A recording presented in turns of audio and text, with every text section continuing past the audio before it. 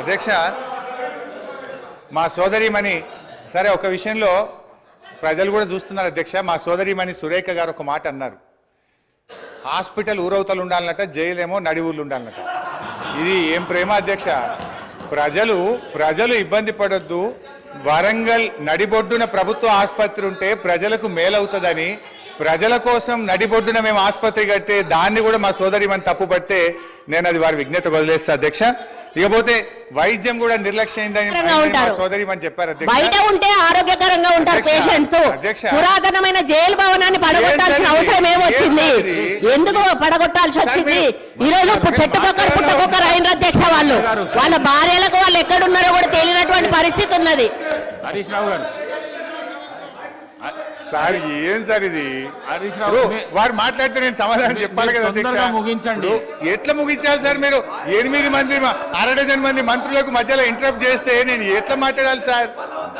అధ్యక్ష మా సోదరిమణి వైద్యం నిర్లక్ష్యమైందన్నారు. ఆనాడు కాంగ్రెస్ ప్రభుత్వ హయాములో నేను రాను బిడ్డో సర్కారు దవాఖానకనే పాటలు వస్తే మా హయాములో పోదాం పద బిడ్డ సర్కారు దవాఖానకనంత గొప్పగా ప్రభుత్వ ఆసుపత్రులు చేశాం. ఆ రోజు ప్రభుత్వ ఆసుపత్రుల్లో డెలివరీలు 30% అయితే ఈ రోజు 78% ప్రభుత్వ ఆసుపత్రుల్లో డెలివరీలు జరుగుతూ ఉన్నాయి. ఇది మా ప్రభుత్వ పనితీరు నిదర్శనం. సో నేను మాటకు చెప్పగలుగుతాను కానీ I don't want to deviate అధ్యక్ష. కన్క్లూడ్ చేయండి ప్లీజ్. అధ్యక్ష ఈ రాష్ట్రం అనేక గొప్ప విజయాలను కూడా సాధించింది అధ్యక్ష. 2014-15లో 1,30,00,000 ఎకరాలు సాగైతే అధ్యక్ష ఈ సంవత్సరం 2,08,67,000 ఎకరాలు అంటే 59% అదనంగా సాగు సాధించాం అధ్యక్ష. వానకాలంతో పోటీ పడేలా యాసంగి సాగు జరుగుతూ ఉంది. పక్క రాష్ట్ర కూలీలు వచ్చి ఇవాళ తెలంగాణలో ఉపాధి పొందుతున్నటువంటి పరిస్థితి అధ్యక్ష. గత సంవత్సరం వరి ఉత్పత్తి 2,58,16,487 మెట్రిక్ టన్నులకు పెరిగింది అధ్యక్ష. పౌర సరఫరాల సంస్థ ద్వారా 2014-15లో 24 లక్షల మెట్రిక్ టన్నుల ధాన్యం సేకరిస్తే 2020-21లో 1,41,00,000 మెట్రిక్ టన్నుల ధాన్యం సేకరించాం అధ్యక్ష. 2014-15లో 3,392 కోట్ల విలువైన ధాన్యం మాత్రమే కొనుగోలు చేస్తే ఇప్పుడు అదే సంస్థ గత సంవత్సరం 27,037 కోట్ల విలువైనటువంటి ధాన్యాన్ని కొన్నది అధ్యక్ష. అంటే 483% వడ్ల కొనుగోలులో వృద్ధి సాధించిన అధ్యక్ష. 9 ఏళ్లలో రైతుల నుంచి 1,34,768 కోట్ల విలువైన ధాన్యాన్ని కొనుగోలు చేసిన అధ్యక్ష. ఇది నిజం కాదా అధ్యక్ష? అన్ని రకాల పంటలు కలిపి మేము అధికారంలోకి వచ్చినాడు కోటి మెట్రిక్ టన్నుల పంట దిగుబడి వస్తే ఇవాళ 4 రెట్ల అధ్యక్ష 4 కోట్ల మెట్రిక్ టన్నుల పంట దిగుబడి వచ్చింది అధ్యక్ష. ఇరిగేషన్ లో దాదాపు వాళ్ళ విజ్ఞత లేకపోతే వాళ్ళకు వదిలేద్దాం. మీరు కొద్దిగా నిశ్శబ్దంగా పీపుల్ ఆర్ అబ్జర్వింగ్. వాళ్ళ విజ్ఞతకు వదిలేద్దాం. స్పీకర్ గారు సభానాయకుడు చూసుకుంటారు. ఎల్ఏ మినిస్టర్ గారు కంట్రోల్ చేసుకోవాలి అధ్యక్ష. నిజాలు చెప్తుంటే వినే ఓపిక లేకపోతే ఎట్లా అధ్యక్ష? వాళ్ళకు మీరు కన్క్లూడ్ చేయండి ప్లీజ్ అధ్యక్ష. 15 నిమిషాలు అధ్యక్ష, 15 minutes అధ్యక్ష. ఇరిగేషన్ లో దాదాపు అధ్యక్ష 200 TMCల కొత్త రిజర్వాయర్ల సామర్థ్యాన్ని ఇలా మేము రాష్ట్రంలో ఏర్పాటు చేసినాం అధ్యక్ష. 200 TMCలు అంటే TMCల రిజర్వాయర్లు కొత్తగా ఈ రాష్ట్రంలో రావాలంటే దానికి డబ్బు ఖర్చు కాదా అధ్యక్ష? ఒక కాళేశ్వరం కానీ, పాలమూరు ఎత్తిపోతల పథకం కానీ, మిడ్మానేర్ కానీ, గౌరవెల్లి కానీ, కల్వకుర్తి, నెట్టంపాడు, భీమా, తుమ్మిళ్ళ ఈ పెండింగ్ ప్రాజెక్టులను పూర్తి చేయడం దాదాపు 200 TMCల కొత్త రిజర్వాయర్ల సామర్థ్యం తెచ్చిన అధ్యక్ష. అదేవిధంగా విద్యుత్ స్థాపిత సామర్థ్యం 7,778 మెగావాట్ల నుంచి 18,567 మెగావాట్లకు పెంచిన అధ్యక్ష. కొత్తగా 33 జిల్లా కలెక్టరేట్లను 1,649 కోట్ల రూపాయలతో చేపట్టి 25 కలెక్టరేట్లు పూర్తి చేసిన అధ్యక్ష. రోడ్ల అధ్యక్ష కొత్తగా 8,218 కిలోమీటర్ల డబుల్ లైన్ రోడ్లు, 321 కిలోమీటర్ల 4 లైన్ రోడ్లు, 39 కిలోమీటర్ల 6 లైన్ రోడ్లు, 382 బ్రిడ్జిలు పూర్తి చేసి ఈ రాష్ట్రానికి ఆస్తిని క్రియేట్ చేసిన అధ్యక్ష. గురుకులాల అధ్యక్ష ఆ రోజు కాంగ్రెస్ పాలనలో 293 గురుకులాలుంటే 1022 గురుకులాలకు పెంచినాం అధ్యక్ష. అంగరంగ వైభవంగా 12,000 కోట్లతో యాదాద్రి దేవాలయం కట్టినాం. ఈ రాష్ట్రంలో దేవాలయాల అభివృద్ధికి 2,800 కోట్లు ఖర్చు పెట్టాం. ఐటీ ఉత్పత్తులు 57,000 కోట్ల నుంచి 2,41,000 కోట్లకు 4 రెట్లు పెంచినాం అధ్యక్ష. ఐటీ ఉద్యోగాలు 3,23,000 నుంచి 9 లక్షలకు దాదాపు 3 రెట్లు ఐటీ ఉద్యోగాలు పెంచాం అధ్యక్ష. మెడికల్ హెల్త్ డిపార్ట్మెంట్ లో నీతి ఆయోగ్ ఆ రోజు 11వ ర్యాంక్ ఇస్తే ఇవాళ 3వ ర్యాంక్ వచ్చింది అధ్యక్ష. మాతృ మరణాలు 92 నుంచి 43కు తగ్గించాం. శిశు మరణాలు 39 నుంచి 21కి తగ్గించాం. ఐసీయూలు 5 నుంచి 80కి పెంచాం. డయాలసిస్ సెంటర్లు 3 నుంచి 82కి పెంచాం. 500 బస్తీ దవాఖానాలు పెట్టాం. ఇలా బ్రహ్మాండంగా వరంగల్ హెల్త్ సిటీ టిమ్స్ ఆసుపత్రులు కట్టాం. మిషన్ భగీరథ ప్రతి ఇంటికి స్వచ్ఛమైన శుద్ధి చేసిన త్రాగునీరు అందించి ఫ్లోరైడ్ రహితంగా ఈ రాష్ట్రాన్ని మార్చాం. వర్షాకాలంలో అంటురోగాలు లేకుండా ప్రజల జీవన ప్రమాణాలు పెంచాం. మిషన్ కాకతీయ ద్వారా చెరువులు బాగా చేసి ఇవాళ నీటి సామర్థ్యాన్ని పెంచాం. ఆయకట్టును పెంచాం. పోలీస్ కమాండ్ కంట్రోల్ ను మన జిల్లాల్లో పోలీస్ కేంద్రాలు కట్టాం. గ్రౌండ్ వాటర్ టేబుల్ ఈ రోజు 56% గ్రౌండ్ వాటర్ టేబుల్ పెరిగింది. ఇవాళ గ్రౌండ్ వాటర్ దేశంలోనే అత్యధికంగా పెరిగినటువంటి రాష్ట్రం ఇవాళ తెలంగాణ రాష్ట్రం అధ్యక్ష. ఒక 10 నిమిషాలు ప్లీజ్ అధ్యక్ష. ఇవాళ వెలకట్టలేని సామాజిక మార్పులు అధ్యక్ష. మిషన్ భగీరథలో ఫ్లోరోసిస్ ఇవాళ మటుమాయమైంది. మైళ్ళ దూరం ప్రయాణించి నీళ్లు మోసే బాధలు తప్పాయి. నిరంతర కరెంటు సరఫరాతో ఇన్వర్టర్లు, కన్వర్టర్లు, జనరేటర్లు మూలన పడ్డాయి. అర్ధరాత్రి పొలాలకు నీళ్లు వెళ్లి పెట్టే బాధలు తప్పాయి. పాము కాట్లు లేవు, కరెంటు షాకులు లేవు. రైతులకు మనోవేద లేకుండా చేశాం. ఎంతో మంది ప్రాణాలు కాపాడాం. వీటన్నిటికి విలువ ఎలా కట్టాం అధ్యక్ష?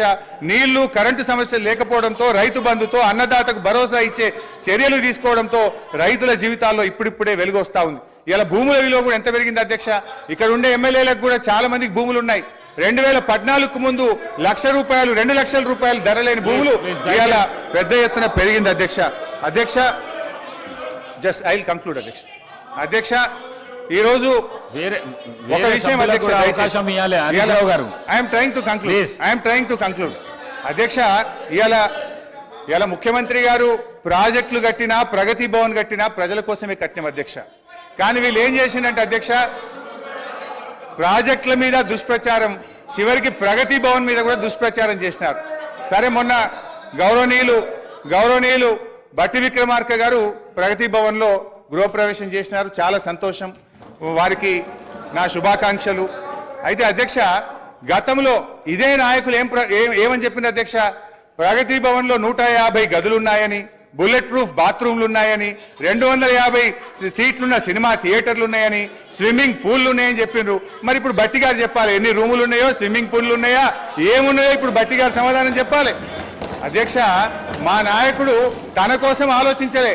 మొన్న ఆసుపత్రి నుంచి డిశ్చార్జ్ అయితే కనీసం ఆయన ఉండడానికి ఇల్లు కూడా కట్టుకోలే అధ్యక్ష. ఎమ్మెల్యేగా ఉన్నప్పుడు 500 గజాల స్థలంలో కట్టుకున్న ఇంటికి, అదే పడావుబడ్డ ఇంటికి సున్నం వేసుకొని తిరిగి ఆ ఇంటికే పోయి ఉన్నటువంటి ఇవాళ నిజాయితీ మా ప్రభుత్వాన్ని, మా కేసీఆర్ అధ్యక్ష. ఇవాళ కాళేశ్వరం విషయంలో కానీ, మేడిగడ్డ విషయంలో కూడా ఇదే బురద చల్లే ప్రయత్నం చేస్తా ఉన్నారు. నేను చూస్తా ఉన్నా.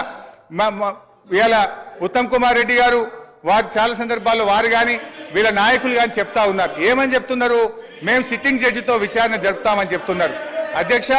ఐ డిమాండ్ వెంటనే సిట్టింగ్ జడ్జితో విచారణ జరపండి అధ్యక్ష. బంగారాన్ని నిప్పుల్లో దాన్ని కాల్చితేనే దాని మేలిమి బయటపడుతుంది. నిజమేందో ప్రజలకు తెలవాలి, బంగారం ఏందో కంచేందో ప్రజలకు అర్థమవుతుంది. నేను ఒకటే కోరుతా ఉన్నా ఇలా, ఎందుకంటే అధ్యక్ష గతంలో ఒక నిమిషం అధ్యక్ష, దయచేసి కంక్లూడింగ్ జస్ట్ 3 minutes అధ్యక్ష. దాదాపు 80,000 కోట్లు ఖర్చయిన కాళేశ్వరానికి 1,00,000 కోట్లకు ఇలా అవినీతి జరిగిందని చేసిన వీళ్ళ అవినీతి ప్రచారం గోబల్స్ గా పెద్ద ఎత్తున ప్రచారం చేశారు అధ్యక్ష. దురదృష్టవశాత్తు ప్రజలు కూడా కొంత నమ్మిండ్రు అధ్యక్ష. ఇవాళ నిజం నిలకడమే తెలుస్తుంది. తప్పకుండా ఇవాళ మీరు మేడిగడ్డ మీద వేస్తారా, సుందిల మీద వేస్తారా, సిట్టింగ్ జడ్జితో విచారణ తక్షణమే వేయండి. మేము రెడీగా ఉన్నాం. మా నిజాయితీ బయటకు వస్తుంది. మేము ఎలాంటి తప్పులు చేయలేదు కనుక నిజాలు ప్రజలకు తెలవాలంటే విచారణ జరపాలి, వెంటనే వేయాలని కూడా leader of the house speaker sir, మాజీ మంత్రివర్యులు హరీష్ రావు గారు 5 సార్లు శాసనసభ్యుడిగా, నా తెలిసక్క లెక్కలు 5 సార్లు, ఆయన ఏదో దొంగ లెక్కలు కలుపుకొని వేయడని చెప్తుంటాడు. కానీ ఆయన ఎన్నికైందే 2005లా, 2005, 2009, 2014, 2018, 2023. ఇంకా అన్ని రాసుకోండి, బై ఎలక్షన్స్ రాసుకోండి, వాళ్ళ మామ గెలిచినవి కూడా ఆయన దాంట్లో రాసుకోండి, ఏం అభ్యంతరం లేదు. వారు వివిధ హోదాలలో వారు పనిచేయడం జరిగింది. 2014 నుంచి 2018 వరకు వారే సాగునీటి పారుదల శాఖ మంత్రిగా పనిచేసిండ్రు. వారి తర్వాత మాజీ ముఖ్యమంత్రి గారు చంద్రశేఖరరావు గారు సాగునీటి పారుదల శాఖ మంత్రిగా పనిచేసిండ్రు. అంటే ఈ 9.5 సంవత్సరాలు వాళ్ళ కుటుంబం తప్ప ఇతరులు ఎవ్వరూ సాగునీటి పారుదల శాఖ మంత్రిగా పనిచేయలేదు. వారు ఆర్థిక మంత్రి తర్వాత ఈ రాష్ట్రం మీద ఉన్న అప్పులు కానీ, వివిధ కార్పొరేషన్ల పేరు మీద చేసిన అప్పులు కానీ సంపూర్ణంగా వారి దగ్గర సమాచారం ఉంటుంది. ఎందుకంటే ప్రతిరోజు రిజర్వ్ బ్యాంకు వాళ్ళ దగ్గర ఉన్న నిల్వలన్నీ మన అవసరమైన దాని రిపోర్ట్ ఫైనాన్స్ సెక్రటరీ గారికి ఇస్తారు. ఫైనాన్స్ సెక్రటరీ గారికి ఇచ్చినట్టే అది ఫైనాన్స్ మినిస్టర్ ఇచ్చినట్టే. ఇప్పుడు నేను వారు పదే ఎన్నికల సందర్భంలో కాళేశ్వరం ప్రాజెక్టు అంచనాలే 80,000 కోట్లు, 1,00,000 కోట్ల అవినీతి జరిగిందని ఎట్లా అంటారు? వీళ్ళు లీడర్లు కాదు, వీళ్ళు రీడర్లు, రాసిచ్చింది మాత్రమే చదువుతారని చెప్పి ప్రజల్ని మభ్యపెట్టడానికి శాయశక్తుల్లో వాళ్ళ కుటుంబం అంతా ప్రయత్నం చేసిండ్రు. సరే, మేమేం చెప్పినాం, వాళ్ళు ఏం చెప్పినారు, ప్రజలు అనేది పక్కన పెడితే వాస్తవాలు అనేటివి కొన్ని ఉంటాయి. ఆర్థిక శాఖ ఉన్నది. ఈరోజు ఆర్థిక శాఖకు మొన్నటి వరకు పనిచేసిన మంత్రి గారు పేజీ నెంబర్ 21 వారు చూసుకోవాలి తమరి ద్వారా, మిగతా సభ్యులు కూడా. ఇప్పుడు ప్రభుత్వం ఇచ్చిన నివేదిక ఏదైతే ఉందో పేజీ నెంబర్ 21లో ప్రభుత్వ హామీతో ఎస్పీవీల ద్వారా సేకరించబడి ప్రభుత్వమే చెల్లింపులు చేయబడతాయి అని చెప్పిన దాంట్లో మొట్టమొదటి Kaleshwaram irrigation project corporation limited sanctioned loan 97,000 కోట్ల 449 97,449 కోట్ల రూపాయలు రుణం మంజూరైంది. ఇందులో లోను విడుదలయ్యింది 79,287 కోట్ల రూపాయలు. నేనిప్పుడు తమరి ద్వారా ఆర్థిక మంత్రి గారిని సూటిగా ప్రశ్నించదలుచుకున్నా. మాజీ వాళ్ళు అనుకోవాలి, ఆ భ్రమలలోనే ఉంటే బయటికి పోతారు. అయితే ఈరోజు అధికారిక లెక్కలు ఇవి కార్పొరేషన్ ద్వారా లోన్లు చేయబడిన అప్పు 97,449 కోట్లు. ఇవి కాకుండా కాళేశ్వరం ప్రాజెక్టుకు రాష్ట్ర ప్రభుత్వం ఖర్చు పెట్టింది. వాటి వివరాలను కూడా తీసుకొని మేము ఇస్తాము. ఈరోజు వారు సభను మళ్ళీ మీ ముందు తప్పుదో పట్టిస్తున్నారు. కాబట్టి సభలో సంపూర్ణమైన సమాచారంతో అనుభవంతో ఆ సభ్యులు మాట్లాడితే మాకు ఎలాంటి అభ్యంతరం లేదు. కానీ సభ ద్వారా తెలంగాణ రాష్ట్ర ప్రజలని తప్పుదోవ పట్టించి కాళేశ్వరం అద్భుతం అని చెప్పుకునే ప్రయత్నం ఏదైతే చేస్తుండ్రో, ఈ సభ ఇచ్చిన అవకాశాన్ని దుర్వినియోగం చేయడం అనేది ఇది దుర్మార్గమైన చర్య. కాళేశ్వరం ప్రాజెక్టు పూర్తి అంచనాలు నేను ఆర్థిక శాఖకు ఆదేశాలు ఇచ్చిన. రేపు మా సాగునీటి పారుదల శాఖ మంత్రి గారు మాట్లాడేటప్పుడు టోటల్గా వేసిన అంచనా ఎంత, అందులో కార్పొరేషన్ పేరు మీద మంజూరైన లోన్లు ఎంత, మంజూరైన లోన్ల నుంచి ఇప్పటి వరకు వినియోగించుకున్న నిధులన్నీ, అదేవిధంగా రాష్ట్ర ప్రభుత్వం తన బడ్జెట్ నుంచి ఖర్చు పెట్టిన నిధులన్నీ, వీటన్నిటిని వివరాలను మళ్ళీ అక్కడ చెప్తాం. కాబట్టి ఇప్పుడు నేనేం చెప్పదలుచుకున్నా అంటే, వారు మాట్లాడుతున్నది లోపభూయిష్టమైన అబద్ధము. కాళేశ్వరం ప్రాజెక్టు యొక్క అంచనాలు 80,000 కోట్లు కాదు, లోన్లే 97,449 కోట్ల రూపాయలు ఆల్రెడీ లోన్లు మంజూరు తెచ్చుకున్నారు. రాష్ట్ర ప్రభుత్వం ఖర్చు పెట్టింది. మొత్తానికి వీళ్ళు వేసి అంచనా లెక్కలేస్తే అది ఎక్కడికో వెళ్తుంది. అదొకటి అధ్యక్ష. రెండవది, ఇంతకుముందు మంత్రులు జూపల్లి కృష్ణారావు గారు మాట్లాడబోతుంటే పాపం వారిని దబాయించే ప్రయత్నం చేస్తున్నారు. నేను 2 విషయాలు ఇక్కడ చెప్పదలుచుకున్నా. ఆర్థిక మంత్రి గారే కాళేశ్వరం మీద పెట్టిన నివేదికలో, రాష్ట్ర ప్రభుత్వం ఇచ్చిన నివేదికల వీళ్ళు చెప్పింది కాళేశ్వరం ప్రాజెక్టు కట్టడం ద్వారా ఆ నీళ్లు రైతులకు అమ్ముతాము, ఆ నీళ్లు ఇండస్ట్రీస్కి అమ్ముకుంటాము, ఇట్లా ఈ ప్రాజెక్టు ద్వారా నీళ్ళన్నీ పైసలకే అమ్ముతాం, ఉచితంగా ఎవరికి ఇయ్యము. వ్యవసాయంతో సహా ఏం చూపించిండ్రు? 1 సంవత్సరానికి ఆదాయం 5,199 కోట్ల రూపాయల ఆదాయం వస్తుంది. కాళేశ్వరం ప్రాజెక్టు కట్టి వ్యవసాయానికి నీళ్ళు అమ్ముతాం, పరిశ్రమలకు నీళ్ళు అమ్ముతాం, తాగడానికి నీళ్ళు అమ్ముతాం, మొత్తం వ్యాపారమే చేస్తాం. మా ప్రభుత్వం ఉన్నదే వ్యాపారం చేయడానికి. మా ప్రభుత్వం సేవ చేయదు, మా ప్రభుత్వం ప్రజలకు సహాయం చేయదు, వ్యాపారం చేస్తాము. ఆ వ్యాపారం ద్వారా 5,199 కోట్ల రూపాయల ఆదాయం వస్తుందని చూపించి వీళ్ళు ఈ అప్పులు చేసింది. ఈ సంతకాలు పెట్టింది ఎవరు?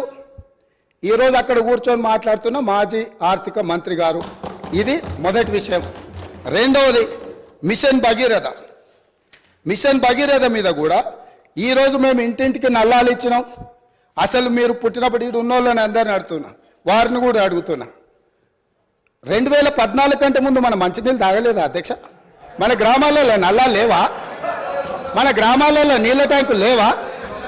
వీరు వచ్చినాకనే శివుడి తల మీద ఉన్న గంగను భూమి మీదకి తెచ్చి, భూమి మీద ఉన్న గంగను కాళేశ్వరంలోకి పారించి, కాళేశ్వరం ఉన్న గోదావరి జలాలను మన ఇంట్లల్లో నల్ల ద్వారా ఇచ్చి మన జీవితాలు ధన్యమైనట్టు, అదేదో వీళ్ళు అద్భుతం చేసినట్టు, అదేదో ఉచితంగా ఇస్తున్నట్టు, ఈ ఉచితంగా ఇవ్వడం ద్వారా తెలంగాణనే దేశానికి నెంబర్ 1గా ఆదర్శంగా ఉన్నట్టు ఈ సభలో నించొని, బయట రాజకీయ ఉపన్యాసాలు ఏమి ఇచ్చుకున్నా మనకేం అభ్యంతరం లేదు అధ్యక్ష, కానీ సభను మిస్లీడ్ చేసే విధంగా శాసనసభ వ్యవహారాల శాఖ మంత్రిగా గతంలో పనిచేసి ఆ అనుభవాన్నంతా ఉపయోగించి సత్యదూరమైన వార్తల్ని ఇక్కడ చెప్పడానికి ప్రయత్నం చేస్తున్నాడు. అందుకే మిషన్ భగీరథ మీద కూడా నేను చెప్పదలుచుకున్నా అధ్యక్ష.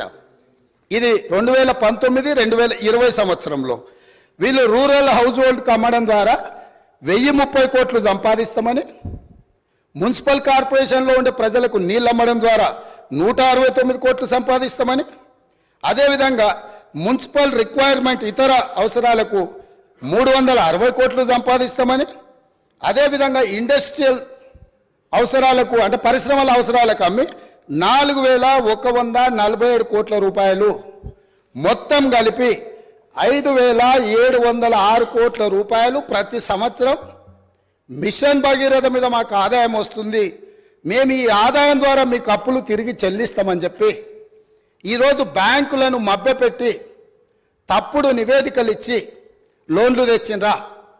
మాజీ ఆర్థిక మంత్రి గారు చెప్పాలి. లేదు, నిజంగానే ప్రజల దగ్గర వసూళ్లు చేసి తాగునీళ్లను సాగునీళ్లను వ్యాపారంగా మార్చి, వ్యాపార ఆట వస్తువుగా నీళ్లను మార్చి ప్రజల సెంటిమెంటును, తెలంగాణ ఉద్యమంలో వాళ్ళ పార్టీ చెప్పింది నీళ్లు నిధులు నియామకాలు, నీళ్లే మొదటి సింహభాగం వాళ్ళ ఉద్యమం, వాళ్ళ నాడు వాళ్ళ పార్టీ చెప్పుకున్నది. ఆ నీళ్ల ద్వారా వ్యాపారం చేసి దాదాపుగా ఒక్క కాళేశ్వరం ద్వారానే 5,199 కోట్లు, మిషన్ భగీరథ ద్వారా 5,706 కోట్లు, అంటే 10,800 కోట్ల రూపాయలు రైతులను పేద ప్రజలను ముక్కువిండి వసూలు చేస్తామని ఈ నివేదికలు ఇచ్చి అడ్డగోలుగా 1,000 కోట్ల రూపాయల అప్పులు తెచ్చి ఇప్పుడు ఈ అప్పులను బయట పెట్టినప్పుడు అవును మా చేతగానితనం వల్ల, మా నిస్సహాయత లేకపోతే అవగాహన లోపం వల్ల ఈరోజు ఇట్లా తప్పు జరిగింది, కాబట్టి దీన్ని సరిదిద్దుకోవడానికి ప్రధాన ప్రతిపక్షంగా ప్రభుత్వానికి సహకరిస్తామని ముందుకు వస్తాము అని మాట్లాడాల్సిన విషయాలను పక్కన పెట్టి ఈరోజు దబాయిస్తున్నారు. ఇంకొకటి అధ్యక్ష, ఇంతకుముందే వారు మాట్లాడుతూ తెలంగాణ టీఎస్ఐఐసి ద్వారా ఏవైతే లోన్లు ఉన్నాయో వాళ్ళే కట్టుకుంటారు, మాకేం సంబంధం లేదు అని, అసలు మేము కట్టాల్సిన పనే లేదని మాజీ ఆర్థిక మంత్రి గారు ఇదే సభలో అక్కడి నుంచోని చెప్పింది. వారు ప్రవేశపెట్టిన నివేదిక అధ్యక్ష, ఇది నేను ఎక్కడి నుంచి తీసుకురాలే, 31 జనవరి 2023 టిఎస్ఐఐసి హడ్కో లోన్లకు వీటన్నిటికీ మేము గ్యారంటీ ఇచ్చి మేము కడతామని చెప్పి వాళ్ళు ఇచ్చిన నివేదిక. అంటే ఈరోజు ఏ కార్పొరేషన్ల ద్వారా లోన్లు తెచ్చినా పర్టికులర్గా వారు టిఎస్ఐఐసికి సంబంధించిన నిధులు మేము చెల్లించాల్సిన అవసరం లేదు, ప్రభుత్వానికి సంబంధం లేదు, వాళ్ళే చెల్లిస్తారనేది అయితే చెప్పిండో వారు సత్యదూరమైన అంశాలను ఇక్కడ ప్రస్తావించారు. కాబట్టి ఈరోజు వారిచ్చిన నివేదికనే ఇతరులు ఎవరో ప్రవేశపెట్టిండ్రు, వారికి సంబంధం లేదు, వారు చూడలేదు, వారికి అవగాహన లేదు అని అంటే మనకి ఎవరికి అభ్యంతరం లేదు. కానీ వారిచ్చిన నివేదికనే తప్పుదోవ పట్టించి ఈరోజు వారు లేదు లేదు నేను మాట్లాడిందంతా గతంలో చెప్పింది ఒక రకము, ఇప్పుడు చెప్తున్నది ఇంకొక రకం అని చెప్పి వారు మాట్లాడే ప్రయత్నం చేస్తారు. అదేవిధంగా వారు చాలా అద్భుతమైన బడ్జెట్ను ప్రవేశపెట్టినాం, మా అద్భుతమంతా చూసి దేశమంతా మమ్మల్ని ఏమంటారు మమ్మల్ని అనుకరించాలి, అంత అద్భుతమని 2015-16 క్యాగ్ నివేదిక ఏమన్నది అధ్యక్ష? వారి దగ్గర వారు ఆర్థిక మంత్రిగా పనిచేసిన వారి దగ్గర వివరాలు లేవా? దాంట్లో ఏం చెప్పిండ్రు?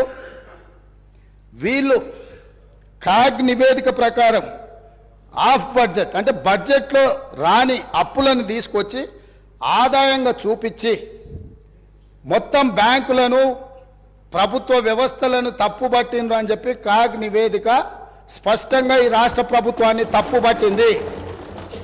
ఈ ప్రభుత్వం ఉద్దేశపూర్వకంగా ఆర్థిక సంస్థలన్నిటిని కూడా తప్పుదోవ పట్టించి అత్యధిక వడ్డీతో రుణాలు తీసుకొచ్చి ఈ రాష్ట్రాన్ని అప్పుల కూపంగా తయారు చేసిందని క్యాగ్ నివేదిక 2015-16లో ఇచ్చిన లేఖ అధ్యక్ష ఇది.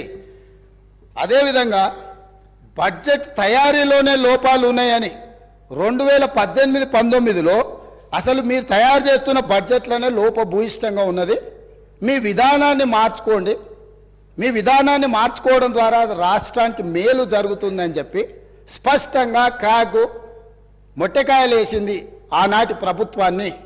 ఇన్ని రకాల వాస్తవాలు ఉన్నా వారికి ఉన్న అనుభవాన్ని అంతా కూడా వినియోగించి అబద్ధాలు చెప్పి ఈ సభను ఈ రాష్ట్ర ప్రజల్ని తప్పుదోవ పట్టించాలనే ప్రయత్నం చేస్తుండ్రో ఇది శాసనసభ వ్యవహారాలు నిర్వహించే మా శ్రీధర్ బాబు గారికి సూచన చేస్తున్నా. సభను తప్పుదోవ పట్టించే విధంగా సభ్యులు ఎవరైనా మాట్లాడితే ఆధారాలు లేని వివరాలను అన్నిటిగా ఆధారాలుగా ఉన్నట్టుగా చిత్రీకరించి సభలో తప్పుడు సమాచారాన్ని ఒకవేళ ప్రవేశపెడితే శాసనసభ వ్యవహారాలలో ఏ రకమైన చర్యలు తీసుకోవాలనో వాటిని ఒక్కసారి పరిశీలించాల్సిందిగా తమరి ద్వారా వారికి నేను విజ్ఞప్తి చేస్తున్నా అధ్యక్ష.